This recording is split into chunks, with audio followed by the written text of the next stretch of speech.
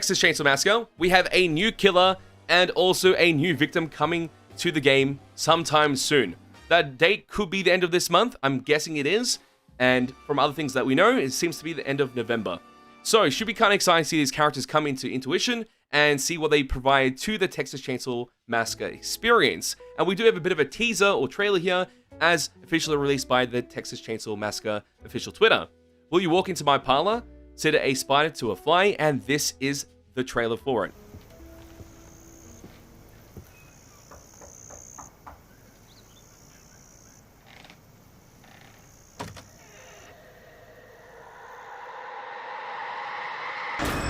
And that's it.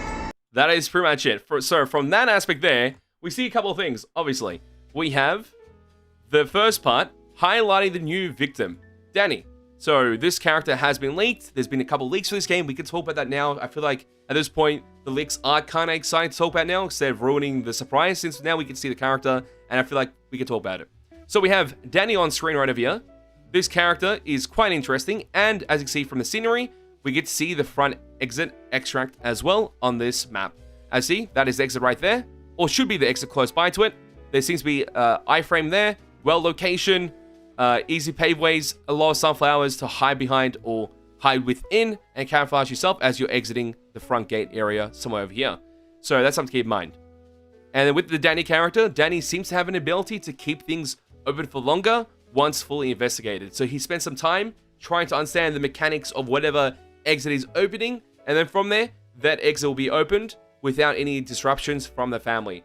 Something like that, I believe that's how it works. It just stops the counterplay from family, so family have to bring all the units to that exit in order to stop Danny and their team from escaping. One or more of them. Usually one always escapes, and that's not an issue within Texas Chainsaw Massacre. Usually trying to get 3 or 2 kills at least as the family. And that is that new character there, Danny. So it should be kind of interesting how that comes into play and how fun it actually is in gameplay. I feel like victim classes aren't too crazy because victims are pretty much universal. Only thing that changes them really if they have any new perks added within the patch or their main ability. And that's usually the biggest different point between each character within the victims. And then we have this interesting location. So this will be your house. So when you play gas station, you have like the main house location. This is going to be Nancy's house, how it seems to it. And you get a bit of scenes there from the front. There seems to be a front window of some sort, a door opportunity to go through there. This window here most likely won't be able to crack through, but you can visually see from this location, behind this post here, where the actual alfresco area is. You'll be able to see from there, that window, the front exit in some way. So that could be a good starting point there. And from here, as we get closer to this scene here, we get to see Nancy. Nancy is your unique killer. She has the potential to trap areas, and trapping areas like that could be very beneficial. Her trap goes between door frames, I believe, and also hallways. And that trap will then place, once in contact with an enemy, a victim, it will then place a debuff on that enemy, producing noise to the family to hear. And every time they take a step, that noise will be emitted. Alongside that, I believe there is increased bleed as well.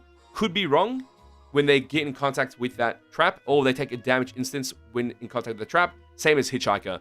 So that works the same way. So this will be your new trapper in essence, but also could be stacked with Hitchhiker to trap out majority of the map. Since Cook is getting nerfed next patch, that having this could help out drastically as well. So that could be kind of interesting to utilize this character within the next big patch within Texas Chainsaw Massacre. Obviously, with killers, they have a better effect of being much more unique because they have their main ability, then they have their gameplay, and they have unique perks as well. Perks that are only made for those characters. And I'm hoping she gets the same treatment that Sissy got, where she has like around 5 unique perks, so you can build the character in many ways and enjoy it. So I feel like that could be the aspect there, where there might be one good definitive build, of course, with every character. There's also those niche builds that could be really fun and enjoyable within a game like Texas Chainsaw Massacre when you're playing on a casual experience. So I think that'll be a good idea. And she also has another ability where she's able to go into a state where she's able to vision the enemy's location. So that is another thing that could help out with people hiding for the majority of the game or trying to play safe. This character goes against that logic. she just takes a position, collects her thoughts, goes into her vision, seizes a glimpse of the enemy's screen, shows she's screen peeking, actual screen peeker, cheater at the finest. Back in Halo days, she's that player. And so she has the ability to screen peek and see what you're looking at. And from there, she uses that information to find your location. And she can give that information to her teammates as well by using voice comms or text chat. Oh, sorry, just voice comms, if they're in the voice comm or not. That's the only way they can pretty much share that information, or that intel. Compared to how Cook can scan you and give that information, that could be her level 3 maybe. Never know. But having the ability on this character to do so, be a hybrid between Cook and Hitchhiker, could be really fun, and then become a mainstay in the so-called high-tier roster for the game. So that could be fun as well. So that's what to expect here. And from there it gets closer and closer, and that's it. So, map is kind of interesting. It's called the Junkyard, and I ain't seen no junk yet. I can tell you that. So there's nothing here that looks like a junkyard at the moment, but I'm guessing the junkyard is behind this house here. So this is the front part of the map, or the main part of the map, and the junkyard should be behind it in some way, or beside it, wherever it may be. Because there seems to be a couple areas here to run through, and even an area there from the fencing.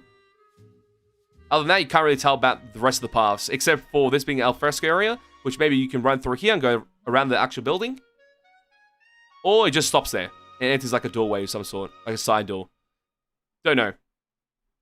But yeah, it should be interesting to see how these characters play and how fun and unique they are, because that's the one thing they need within Texas Chainsaw Massacre. More things that make the game extremely fun.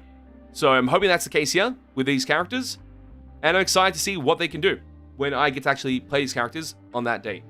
But expect that content down the line. The end of November, we'll highlight our first look videos, our gameplays, our builds, all the good stuff that we usually do. Expect that on the channel as well. If you mates are new to the channel, make sure to hit the subscribe button, hit the like button, follow us on Twitch, join the Discord, code Lordy at game subs for 10% off, and also BTLmerch.com. Show support, greatly appreciate it.